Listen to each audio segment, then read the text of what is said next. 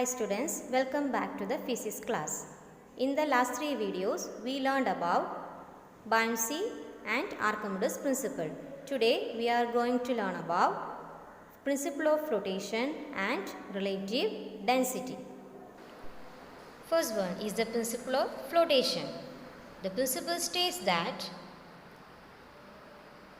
a floating body displaces its own weight of the liquid in which it floats.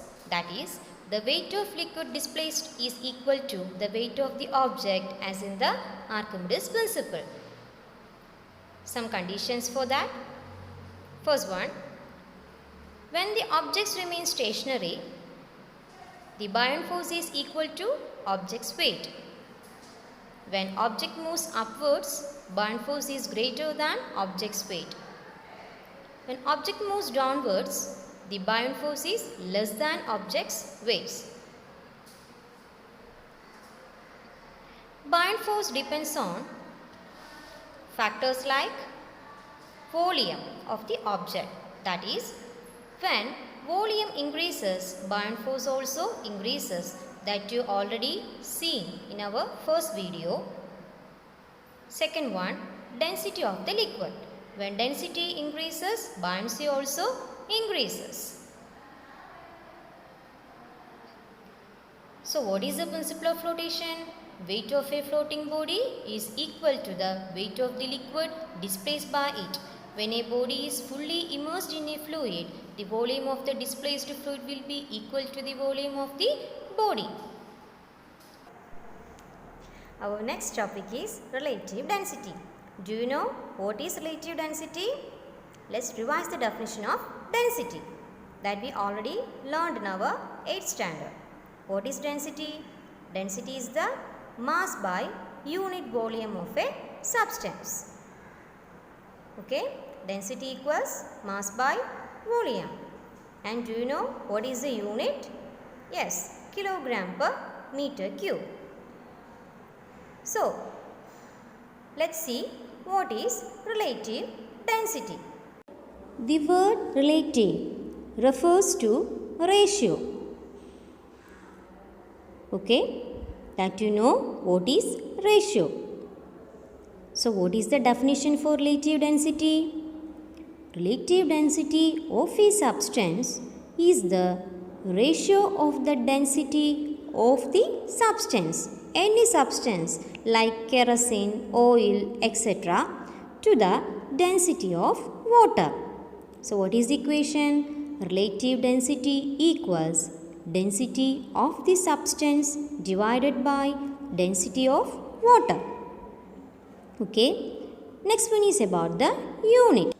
Since relative density is a ratio between two, normally the ratios have no unit, so relative density has no unit. Next one is an example. Density of water is 1000 kg per meter cube, that we know, and the density of silver is 10,500 kg per meter cube. Here we are going to find out the relative density of silver.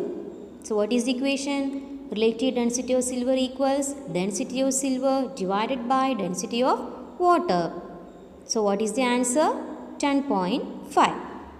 Okay. So in this way we can find out the relative density of substances. Next one, here we can see a silver block and a cup of water. We know the silver is more denser than water. It is 10.5 times more denser than water. In simple terms, the objects will sink if it is denser than the liquid, and it will float if it is less denser than the liquid. Okay? If the relative density is greater than 1, it will sink, and relative density is less than 1, it will float.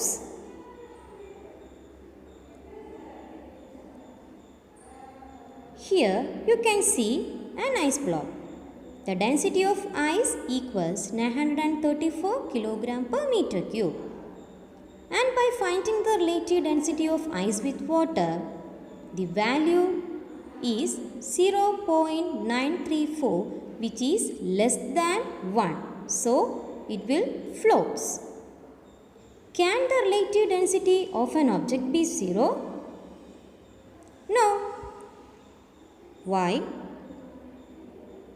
If relative density will be 0, the density will also be 0. And at that time, mass will also be 0. But mass in a given volume cannot be 0. Relative density is constant under some given conditions. Pressure and temperature are the factors dependent on relative density. Pressure or temperature changes, relative density also may changes. Hydrometer. It is a device used to measure the relative density of a liquid. In hydrometer, the density of water is marked as 1. When the hydrometer is dipped in water, it shows the reading 1. Hydrometer sinks deeper in liquids of less density.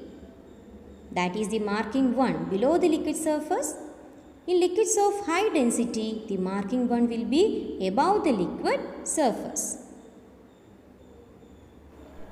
Hope you all understood the video. If you have any doubts related with this, you can ask me through the WhatsApp. Thank you.